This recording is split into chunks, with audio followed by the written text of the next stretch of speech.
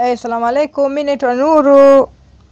Ni mkurugenzi wa People with Drug Dependence Relief Foundation, PDF House of Wisdom Sober House. Ni ya wanawake na wanaume. Niko namzungumzia Resi mpaka sasa hivi anaendelea vizuri. Na zile posti ambazo anatuma kupitia page yake ya Instagram kwamba anaruhusiwa kuwa na simu kwa sababu sasa ana miezi 2 na wiki moja tangu amekuja na anaendelea vizuri, na alhamdulillah simu yake anaitumia vizuri pasavyo kwa sababu yuko kwenye aftercare program. Sababu sober house mtu anakuja kwa hiari yake kuamua kuachana na matumizi ya dawa za kulevya. Hatuko kwenye jela na hatuwezi kuingilia masuala mengine binafsi ya mtu mwenyewe binafsi, even kama vile kuposti kila anachojisikia kiposti, lakini ni kikubwa ambacho tunaangalia. Simu haiwezi kumletea tatizo kwake.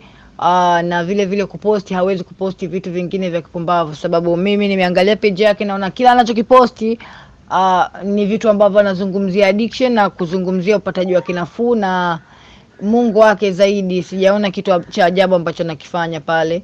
Kwa hiyo tunamwangalia na anaendelea vizuri mpaka sasa, na ana miezi 2 na wiki moja.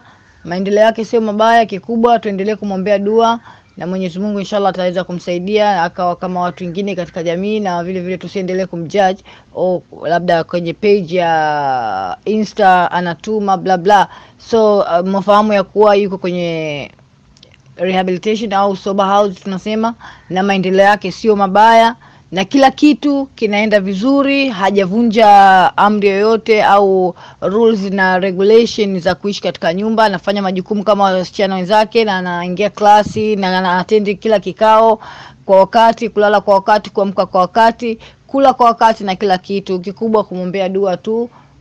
Asante.